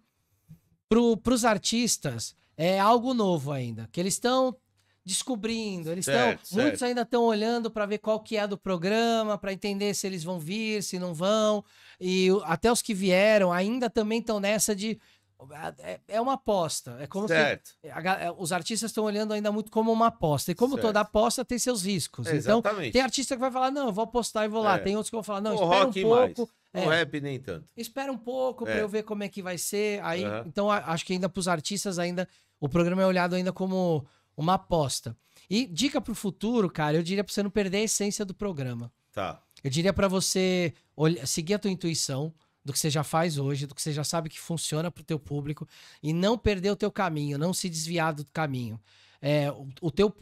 Pela carta que sai aqui, o teu público ele é um público que se fideliza muito pelo que você entrega. É quase como se você tivesse criado uma ética do programa e o público se reconhece com essa ética. Se você quebra essa ética por algum motivo, o público não vai gostar muito. Certo. Então, assim, se mantém dentro da ética que você criou para você mesmo dentro do programa, qualquer que seja essa ética, mas que ela se mantenha sempre como a linha condutora, sempre como a essência do programa. Ótimo. Fazendo isso, é uma carta muito positiva, de algo que vai trazer para não só um sucesso no sentido de chegar em muita gente, mas vai trazer para você muita satisfação pessoal. Pô, que legal. Então, ótimo. Vai por Isso esse caminho demais. que a coisa, se você manter esse caminho sem se perder por ele, é algo que você vai chegar em alguns momentos da tua vida que você vai olhar e falar, cara, eu tô vivendo o sonho, sabe? Tô vivendo o meu sonho. E eu tô vivendo. Puta, Léo, demais, ó. É isso aí. Esse foi o jogo das cartas aí com o Léo Lousada, esclarecendo várias coisas, várias dicas aí. Que demais. Bom, é o seguinte, Léo, quero agradecer demais a sua presença aqui hoje. Foi edificante mesmo, né? Além de você ser uma pessoa muito simpática. Muito obrigado pela sua participação. Obrigado. Vou deixar aqui o espaço para você mandar recados, contatos, enfim. Microfone aberto. Boa. Aí. Bem, primeiro agradecer, cara, fui super bem recebido, adorei a entrevista, adorei falar desses assuntos que eu amo, né? Então é muito bom de falar. Então pra galera que gostou, pra galera que quer seguir nas redes sociais, o meu Instagram pessoal é o Léo P. Lousada. O Lousada é com S. E o Instagram do canal do Conhecimentos da Humanidade é o Universo CDH. CDH é a abreviação de Conhecimentos da Universo. Conhecimentos da Humanidade. Então, Universo CDH, @CDH lá no Instagram. E no YouTube a gente tem o canal, que é o Conhecimentos da Humanidade. Você digitar lá na busca Conhecimentos da Humanidade, você vai achar o canal de primeira. Então, espero que vocês tenham gostado do conteúdo. São todos convidados a conhecer o Instagram do canal, a conhecer o canal do YouTube. E também agora, dias 14 e 15 de dezembro, aqui na São Paulo Expo, em São Paulo, que é ali na Imigrantes, aquele centro de convenções gigantes, vai ter a Mystic Fair, Olha aí. que é a maior feira mística do mundo. Nossa, que demais. E nós vamos estar com o stand lá do Conhecimento da Humanidade. Quem quiser ir lá me conhecer pessoalmente, eu vou estar lá. E se você me permitir, só fazer um adendo, para quem se interessar por um curso, tá envolvido nesse mundo espiritual hoje em dia, a gente precisa tanto, né? De uma doutrina, de uma espiritualidade, de um caminho. A magia leva a várias coisas. O Léo aqui é um mestre, né?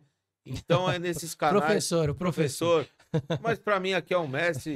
Então é só entrar em contato ali nos canais, certo? Isso, pode mandar direct, a gente tem uma equipe lá que responde a galera. E pra quem quiser conhecer mais de tarô, por exemplo, Olha aí. na Mystic Fair, no sábado, eu vou palestrar no auditório principal da Vai feira. estar jogando carta lá? Vou fazer uma palestra explicando Olha aí. como é que o tarô funciona às 3 da tarde. Então, quem quiser, Mystic Fair dia 14 de dezembro e 15 de dezembro, mas no de 14 às 3 da tarde, estarei palestrando lá. Olha, é isso aí, ó. Bom, então é o seguinte, ficamos por aqui com mais essa grande entrevista. E é o seguinte, juntos somos mais fortes. Muito obrigado. Tamo junto, valeu, até a próxima!